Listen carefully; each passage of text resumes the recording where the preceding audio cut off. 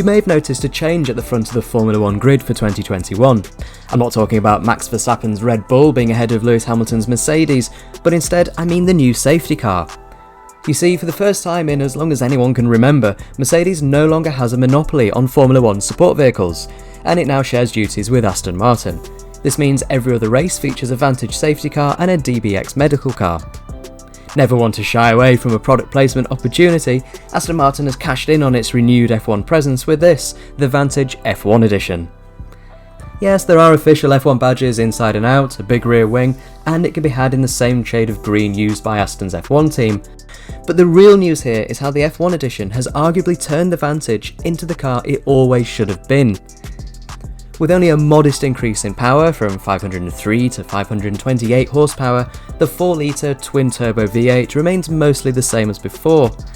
The changes are instead with the chassis, which has been tightened, stiffened, and transformed into one more suited to track driving than the standard Vantage ever was. Well, hello, welcome back. This is the Aston Martin Vantage F1 Edition. Quick stop off at Cafe & Machine to pick up the car. Now I'm driving down to Silverstone to go and have a quick drive around the Stowe Circuit. What I wasn't expecting about today is that this is the only car and it's just me. So they're doing two journalists a day, one in the morning, one in the afternoon, over the next few weeks. So yeah, this car is mine for the next 3 hours or so.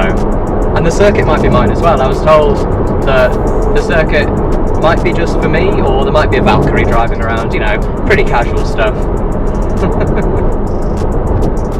Don't really know what to expect, but yeah, it should be fun anyway.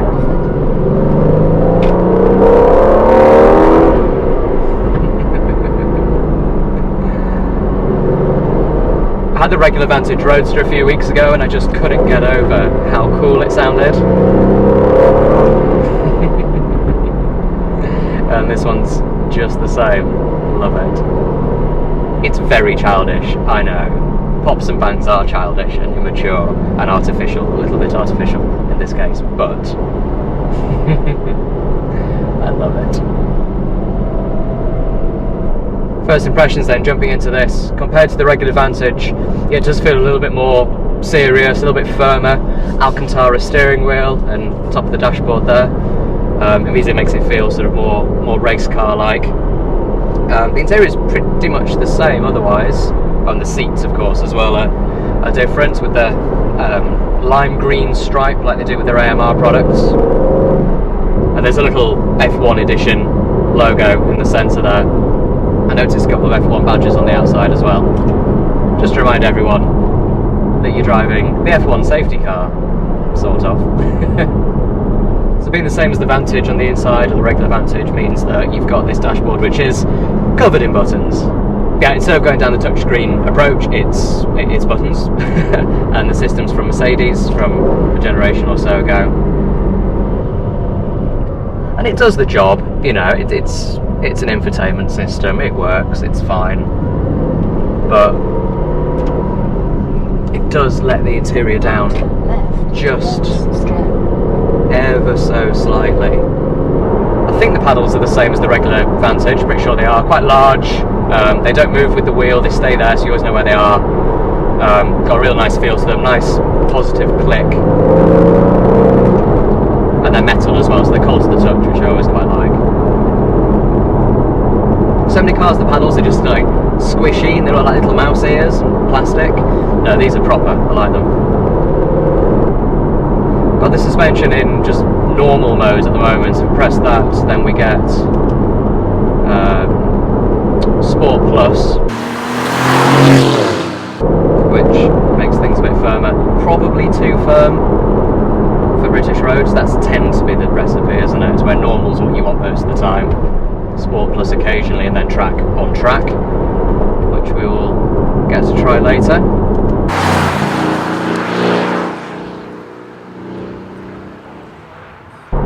So the changes between the regular Vantage and the F1 Edition, they're mostly to do with the chassis and the suspension. It's been stiffened up, it's been firmed up, but the emphasis is that on a car that you could drive on the track. Because Aston Martins, most of them, they're more GT cars, aren't they? The Vantage, the regular Vantage, is the kind of car you can get in and put big miles on fairly comfortably. It's not a hardcore sports car.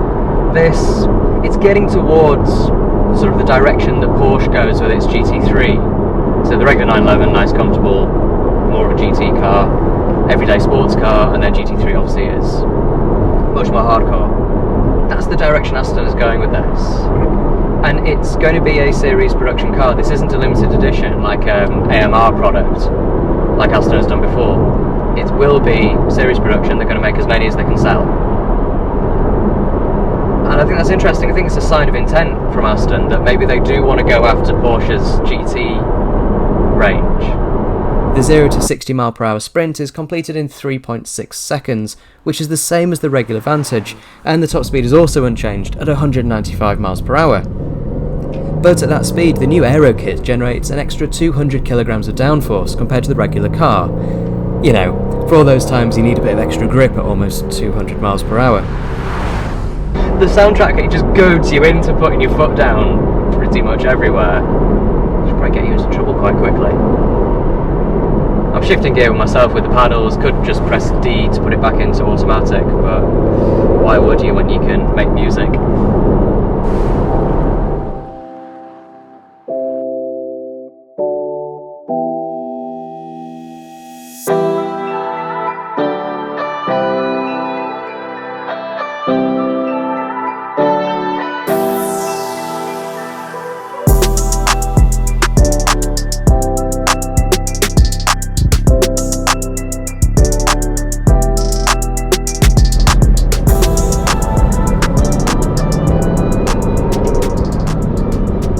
Right, I'm heading out onto the Stowe Circuit at Silverstone for the first time, and I've got the track to myself.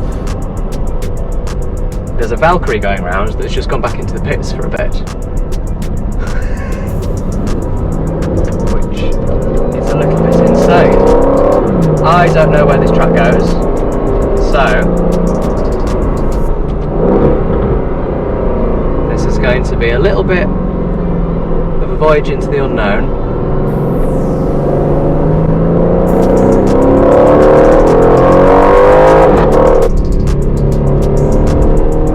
Sorry for forgetting how to talk there. What I should have been saying at this point is the F1 edition just feels that little bit sharper, a little bit more dynamic than the regular Vantage. It's not a day and night transformation by any means, it's not a 911 GT3 rival, more perhaps a 911 GTS competitor. This car gives you so much confidence. I know it's a cliche, but driving like a bit of it's it. Just loving it. 108 miles an hour there. Oh, I braked too early. Oh, you coward.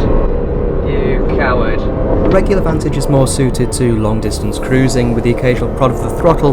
The F1 edition is a more precise tool. The optional carbon ceramic brakes fitted to this car were superb, although the pedal did get a bit long later on in the session. Granted, it was a warm day and I was driving the car pretty quickly. So much traction. Surprising amount given, what is it, 530 horsepower I think, rear wheel drive. But it's a nice dry day, nice and warm. Wind it up 80, 90, 100, brake, third, second, turn in, right, left, up to 75, brake. Pulling on the paddle a little bit too early there, it wouldn't give me second. Third, 60, 70, 80, 90, 100, 110. Again, I braked a little bit early. It wouldn't give me second when I wanted it. There we go.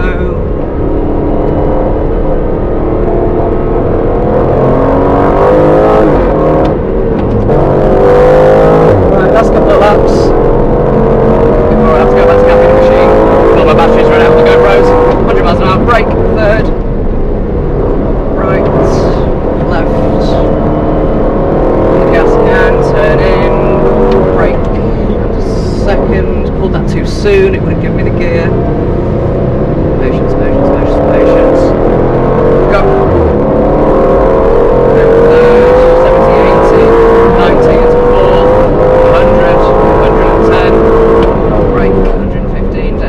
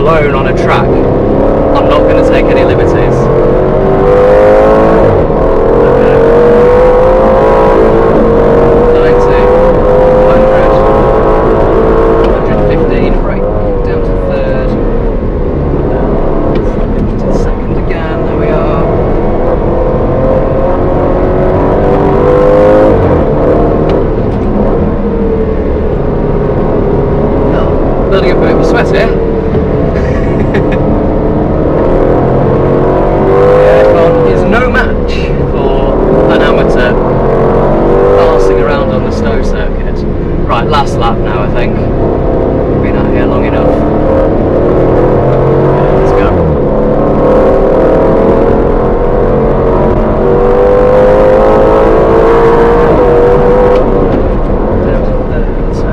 Trust the front. Yes, that's better.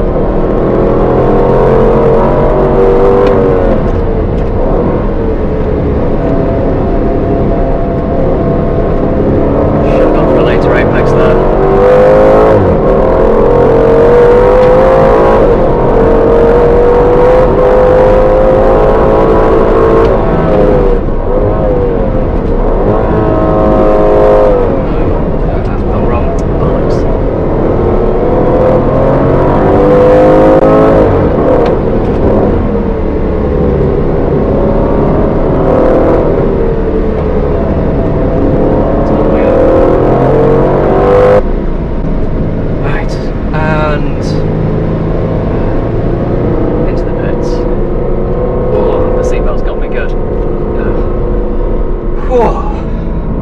That was epic.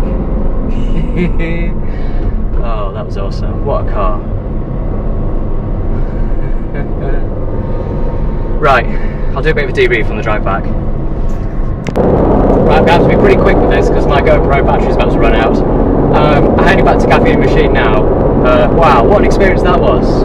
That was awesome. And I turned up this morning expecting to see a whole line of these cars outside Cafe & Machine, a route, go down to Silverstone and then, I don't know, follow each other around the track or with an instructor or something. But no, instead, they were just, oh, off you go, watch out for the Valkyrie. But the track was empty the whole time I was there. So, yeah, just had it to myself for, I don't even know how long, 45 minutes or so. Wow. And the car, the car's just fantastic. Whereas the Roadster, the Vantage Roadster, felt, you know, like a comfortable GT cruising type thing that you occasionally, you know, squirt to make a bit of noise. This is, yeah, it's much more at home on track. It felt good. It feels a fair bit stiffer than the regular Vantage. And obviously the steering wheel Alcantara and the seat is quite tight actually, even for me. I'm pretty small, but the seat is hugging me quite nicely, and it just, all that adds up to make you want to sort of give it a bit more on track, whereas the regular Vantage might feel a little bit soft, a little bit out of place perhaps. But no, this is great. Yeah, I really enjoyed it. Turning is sharp without being overly sensitive, and the chassis has a beautiful balance that lets you know the car is always on your side. And within just a couple of laps I found myself driving the Aston as fast as I could. Although I must confess I didn't turn the stability control off. As much as I wanted to, the pressure of this being Aston's only F1 edition at the time, and the fact that another journalist was booked to drive the car a couple of hours after me, meant that I really didn't want to take any liberties. Despite the F1 badges and flagship status of this car in the Vantage range, Aston Martin says it's not a limited edition special. It will simply be an option for any Vantage owner to tick the box and go for the F1 edition if they so want to. That, and of course pay the extra £20,000 on top of the regular car's £120,000 price tag. The F1 edition is available in 3 colours, green, black and silver, and it can be had as a hardtop coupe or a fabric roofed roadster. I dare say the rear wing could probably be removed by a third party if it's not your thing. Do that and you have arguably what the Vantage should always have been in the first place, a car that is sharp, engaging and capable on track, has more than enough performance for the vast majority of drivers, and yet retains enough comfort and practicality to be used almost every day.